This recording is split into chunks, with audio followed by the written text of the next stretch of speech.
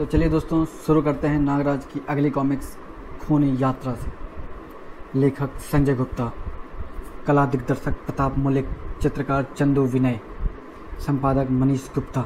नागराज जिसने विश्व से आतंकवाद व अपराध को जड़ से उखाड़ फेंकने की कसम खाई थी, बुलडॉग और चांगो जैसे विश्वव्यापी अपराधियों को नेस्तनाबूद करने के बाद अब अमेरिका व पश्चिमी यूरोप के सबसे खतरनाक गैंगस्टर विलियम से टकराने जा पहुंचा था।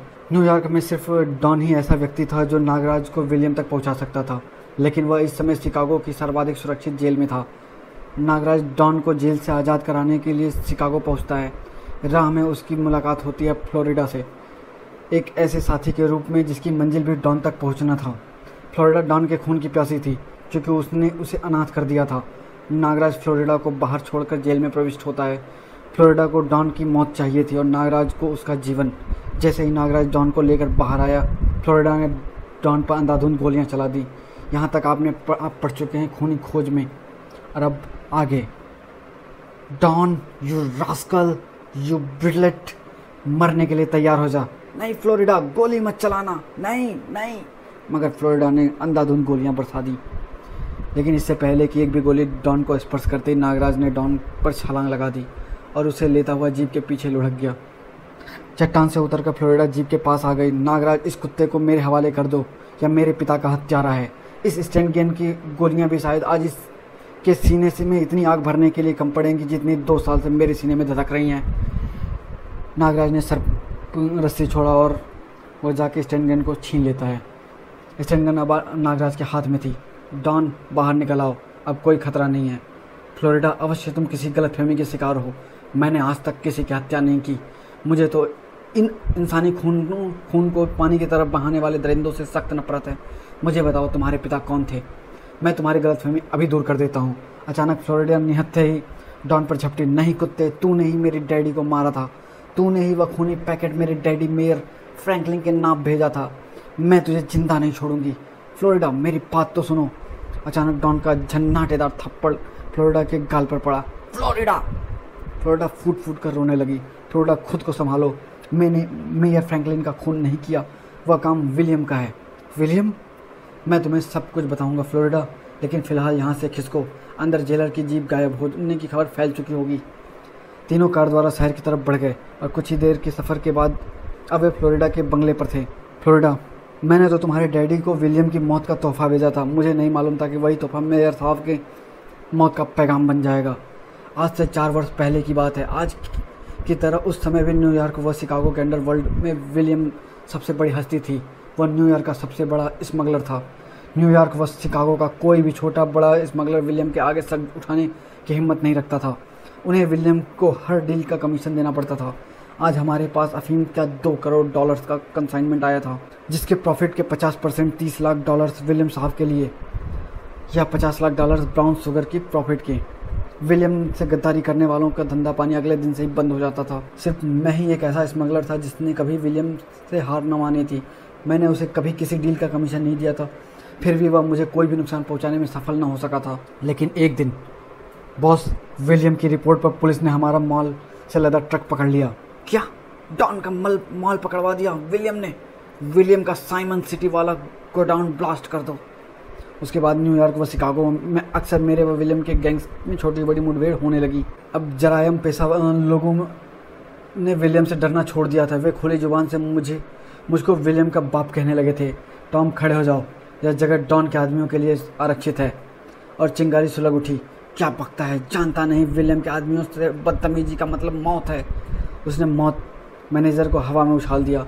लेकिन तभी बार में डॉन का साथी प्रविष्ट हुए। डेंगो, तुम काउंटर पर जाओ, इन्हें हम तमीज़ सिखाते हैं। इसके साथ ही सबके हाथों में हथियार चमक उठे। जैक्सन, भाग जाओ, यहाँ से विलियम से टकराकर मौत ही मिलेगी। लेकिन टॉम के शब्द अर्थहीन साबित हुए। मौत से हमने लड़ना सीखा है और मौत देना तुम्हारा नहीं, ऊपर वाले का काम है।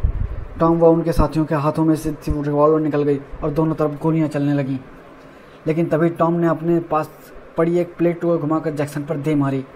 अबे देखते क्या हो, तोड़ डालो सालों को। सब आपस में भिड़ गए। जैक्सन उछलकर टॉम की छाती पर चढ़ बैठा। तभी टॉम के 2 साथियों ने जैक्सन को पकड़ लिया। तू मेरी छाती पर बैठा जैक, मैं तेरी छाती तोड़ दूंगा। लेकिन जैक्सन के जोरदार झटके ने टॉम को अपने ही साथी पर वार करने के लिए मजबूर कर दिया। फिर उसने दोनों को संभलने का मौका नहीं दिया और जल्दी ही सब मेरे आदमियों के काबू में थे। हमें माफ़ कर दो जैक्सन, हमें छोड़ दो।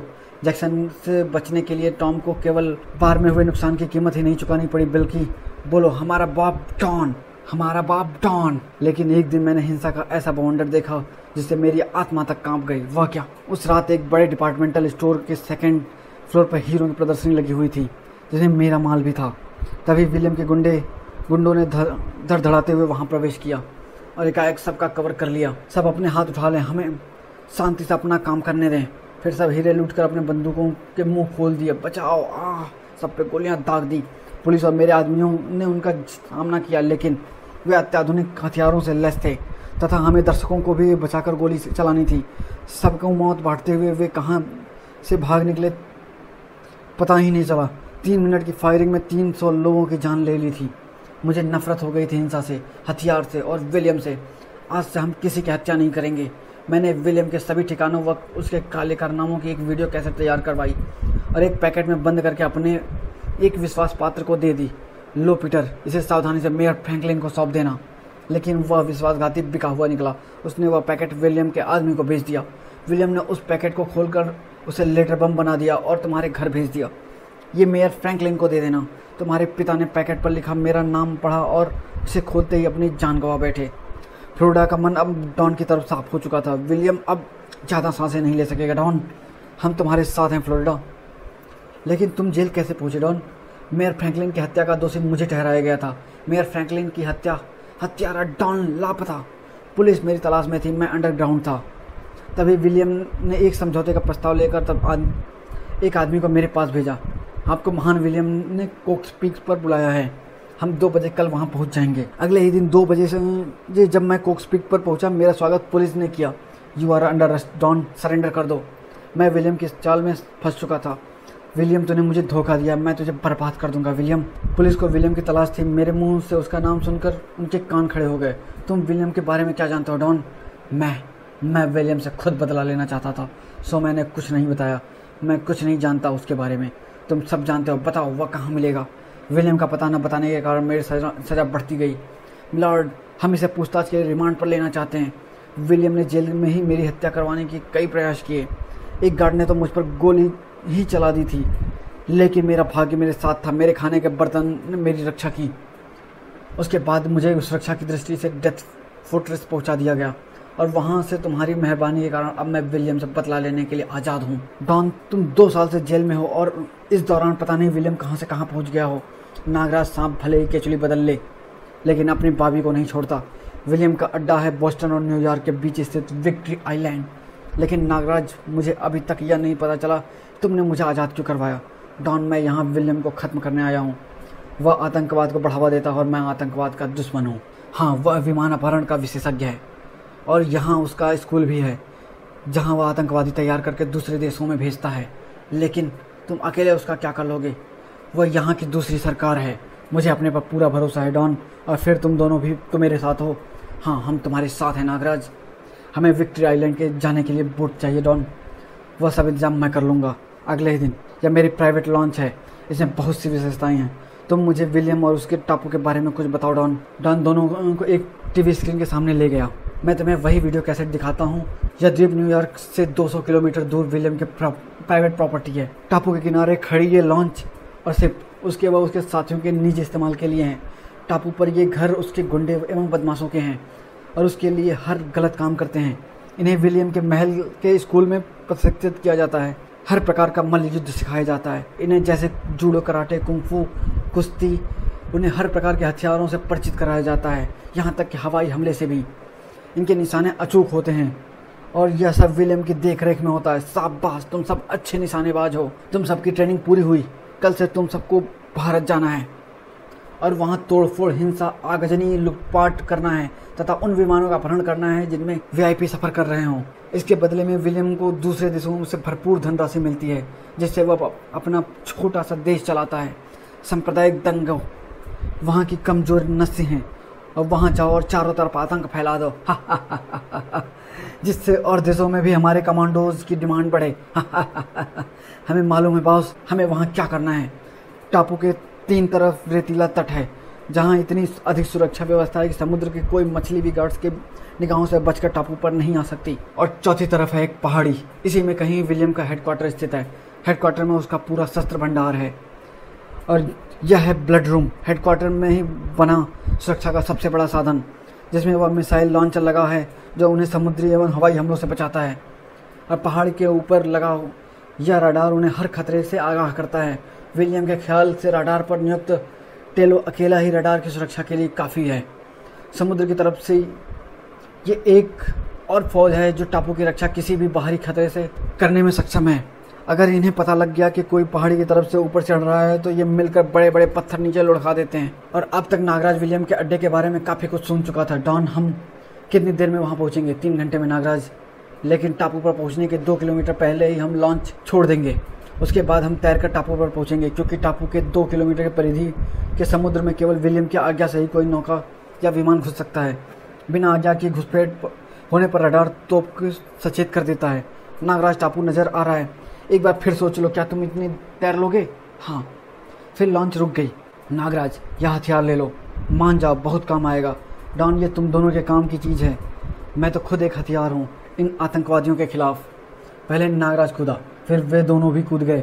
तीनों बहादुरी से तैरते हुए मंजिल की तरफ बढ़ रहे थे कि तभी फ्लोरिडा हिम्मत हार बैठी और डूबने लगी। बचाओ!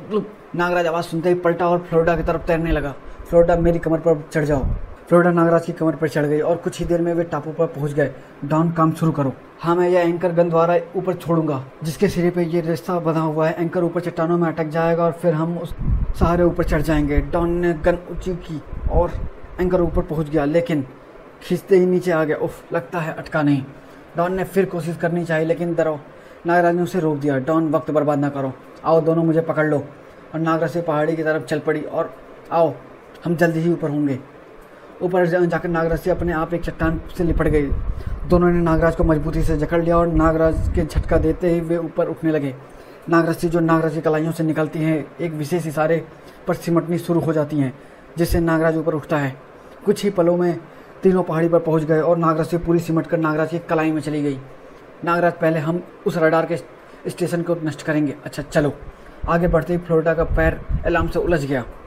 अलार्म की आवाज़ कुत्तों के अलावा किसी को नहीं सुनती थी। जहाँ से भी अलार्म की आवाज़ आती थी वे वहाँ पहुँच जाते थे। वो कुत्ते उन्हें चारों तरफ से घेर लिया। वो ओह, लगता है हम में से किसी का पैर अलार्म पर पड़ गया है। नागराज, जल्दी ही कुछ करना होगा, इनकी भाले विष से बुझी हुई हैं। डॉन, फिक्र न करो। और नागराज ने तभी नागरस्सियाँ छोड़ी और सारे सरप्रस्तियों ने कुत्तों को घेर लिया और सारे कुत्तों को एक एक करके मार दिया। लेकिन कुत्ते बहुत थे। नागराज हर तरफ घूमकर हमला कर रहा था, फिर भी नागराज, बचो। एक भाला नागराज के घुटने में लगी गया। डॉन ने कुत्ते के टांगों से पकड़ उठाया और जोर से उछाल दिया और जाके वह पेड़ पे अटक गया। तभी एक कुत्ते ने फ्लोरिडा पे अटैक कर दिया। वाह! वुफ! नागराज ने उसे अलग करना चाहा, लेकिन उसकी बेल्ट खुल गई और भाला नागराज के हाथों में आ गया। नागराज ने भाला उसके पीठ में व्यवस्थ कर दिया, फिर उसे फ्लोरिडा से दूर उछाल दिया। तब तक सब कुत्ते या तो मर चुके थे या मैदान छोड़ चुके थे। टेलो कुत्तों के चुप हो जाने से हैरान था। ये सब अचानक चुप क्यों हो गए? नागराज, डॉन व फ्लोरिडा रडार स्टेशन की तरफ बढ़ चले। नागराज, अगर टेलो को किसी खतरे का पता चल जाता है तो वो अलार्म बजा देगा। तुम फिक्र न करो, मैं सब संभाल लूँगा। टेलो ने चारों तरफ देखा, लेकिन उसे कुछ नज़र नहीं आ रहा था। अरे, सब कुत्ते कहाँ चले गए? तभी उसकी नज़र एक कुत्ते पे जो पेड़ पर लटका हुआ उस पर पड़ी और उसकी नज़र एक सांप पे पड़ता। इससे पहले कि टेलो कुछ समझ पाता, नागरस्सी ने टेलो को जकड़ लिया और अगले ही क्षण नागराज ऊपर पहुंच गया। नागरस्सी के खुलते ही टेलो नागराज पर झपट पड़ा और जबरदस्त वार की। टेलो ने नागराज को दबोच लिया और ऊपर उठाकर टावर से नीचे उछाल फेंका। क्या नागराज टावर से गिरकर बच सका? क्या नागराज विलियम तक पहुंचने में सफल हुआ? क्या फ्लोरिडा विलियम से इंतकाम ले सकी? यह सब जानने के लिए पढ़ें नागराज का इंसाफ। धन्यवाद दोस्तों।